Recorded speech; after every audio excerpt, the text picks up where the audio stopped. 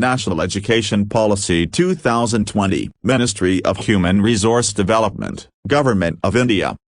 Transforming Assessment for Student Development 4.34.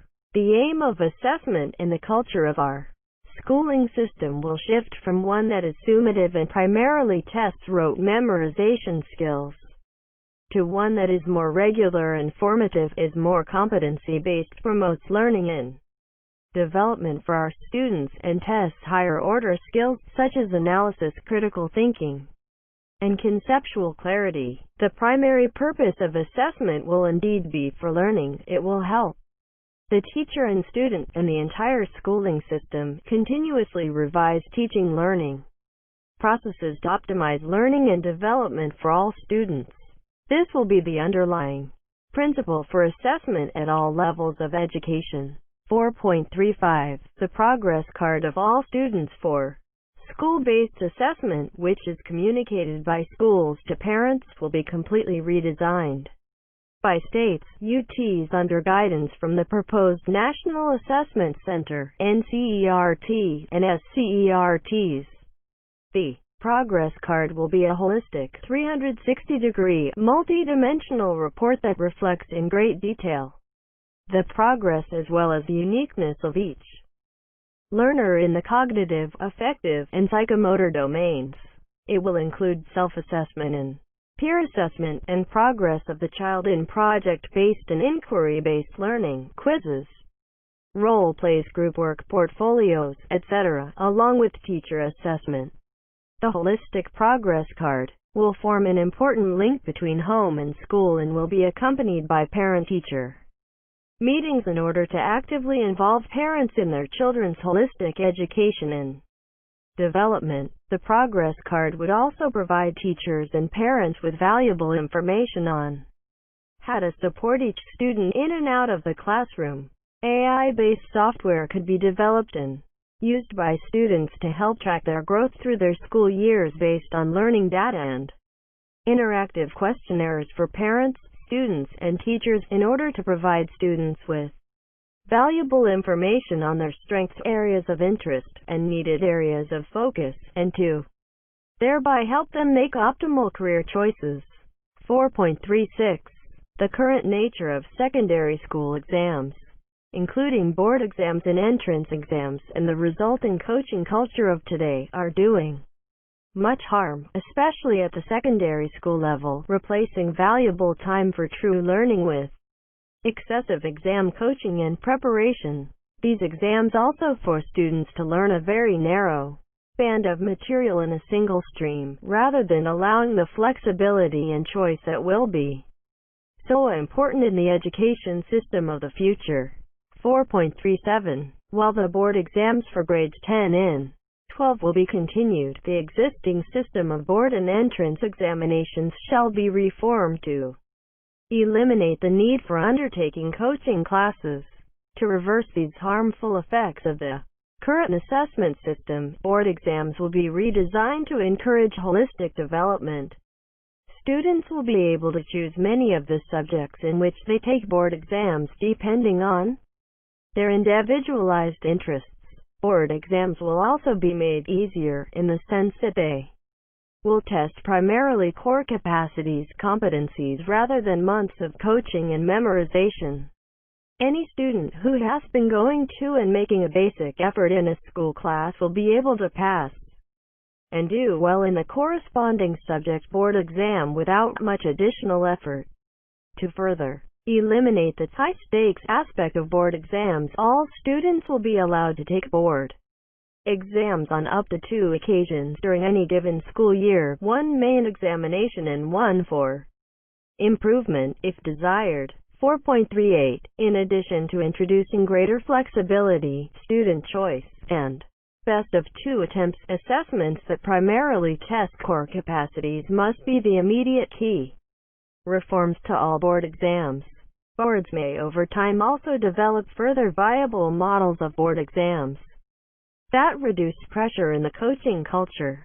Some possibilities include the system of annual, semester, modular board exams could be developed that each tests far less material and are taken immediately after the corresponding course is taken in school, so that the pressure from exams is better distributed, less intense, and less high stakes across the secondary stage. All subjects and corresponding assessments beginning with mathematics could be offered at 2 levels, with students doing some of their subjects at the standard level and some at a higher level, and the board exams in certain subjects could be redesigned to have 2 parts, one part of an objective type with multiple choice questions and the other of a descriptive type. 4.39. With regard to all of the above, guidelines will be prepared by NCERT in consultation with major stakeholders, such as SCERT's boards of assessment, BOAs, the proposed new National Assessment Center, etc., and teachers prepared for a transformation in the assessment system by the 2022-23 academic session to align with the NCFSE 2020-21. 4.40. To track progress throughout the school years and not just at the end of grades 10 and 12 for the benefit of students, parents, teachers, principals, and the entire schooling system in planning improvements to schools and teaching learning processes. All students will take school examinations in grades 3, 5, and 8, which will be conducted by the appropriate authority. These examinations will test achievement of basic learning outcomes through assessment of core concepts and knowledge from the national and local curricula, along with relevant higher-order skills and application of knowledge in real-life situations rather than rote memorization. The Grade 3 examination, in particular, would test basic literacy, numeracy, and other foundational skills. The results of school examinations will be used only for developmental purposes of the school education system, including for public disclosure by schools of their overall anonymized student outcomes, and for continuous monitoring and improvement of the schooling system.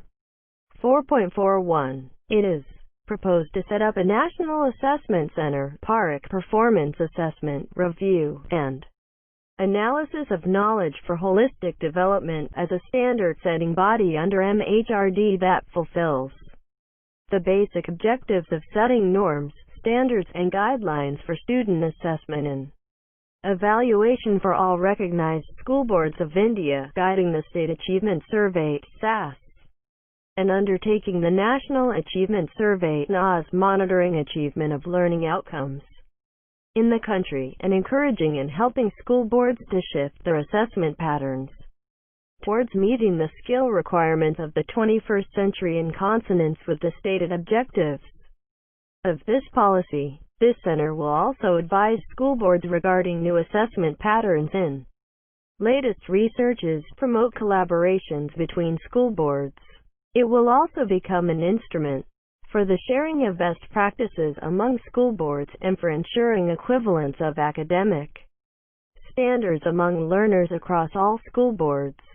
4.42. The principles for university entrance exams will be similar. The National Testing Agency (NTA) will work to offer a high-quality common aptitude test, as well as specialized common subject exams in the sciences, humanities, languages, arts, and vocational subjects at least twice every year.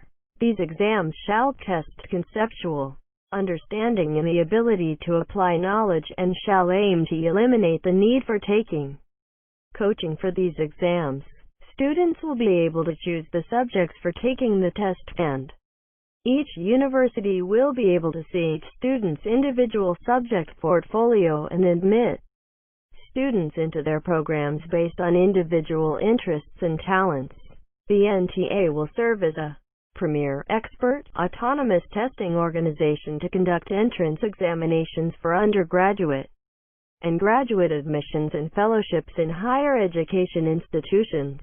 The high quality, range, and flexibility of the NTA testing services will enable most universities to use these common entrance exams rather than having hundreds of universities each devising their own entrance exams, thereby drastically reducing the burden on students, universities and colleges, and the entire education system. It will be left up to individual universities and colleges to use NTA assessments for their admissions.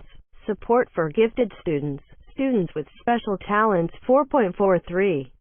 There are innate talents in every student, which must be discovered, nurtured, fostered, and developed. These talents may express themselves in the form of varying interests, dispositions, and capacities. Those students that show particularly strong interests and capacities in a given realm must be encouraged to pursue that realm beyond the general school curriculum. Teacher education will include methods for the recognition and fostering of such student talents and interests. The NCERT and NCTE will develop guidelines for the education of gifted children. B.Ed programs may also allow a specialization in the education of gifted children. 4.44. Teachers will aim to encourage students with singular interests and/or talents in the classroom by giving them supplementary enrichment material and guidance and encouragement. Topic-centered and project-based clubs and circles will be encouraged and supported at the levels of schools, school complexes, districts, and beyond. Examples include science circles, math circles, music and dance performance circles, chess circles, poetry circles, language circles, drama circles, debate circles, sports circles, eco clubs, health and well-being clubs, yoga clubs, and so on. Along these lines, high-quality national residential summer programs for secondary school students in various subjects will also be encouraged, with a rigorous merit-based but equitable admission process to attract the very best students and teachers from across the country, including from socio-economically disadvantaged groups. 4.45. Olympiads and competitions in various subjects will be conducted across the country, with clear coordination and progression from school to local to state to national levels, to ensure that all students may participate at all levels for which they qualify. Efforts will be made to make these available in rural areas and in regional languages to ensure widespread participation. Public and private universities, including premier institutions like the IITs and NITs, would be encouraged to use merit-based results from national and international Olympiads and results from other relevant national programs as part of the criteria for admissions into their undergraduate programs. 4.46. Once internet-connected smartphones or tablets are available in all homes and/or schools, online apps with quizzes, competitions, assessments, enrichment materials, and online communities for shared interests will be developed and will work to enhance all the aforementioned initiatives as group activities for students with appropriate supervision of parents and teachers. Schools will develop smart classrooms in a phased manner for using digital pedagogy and thereby enriching the teaching-learning process with online resources and collaborations.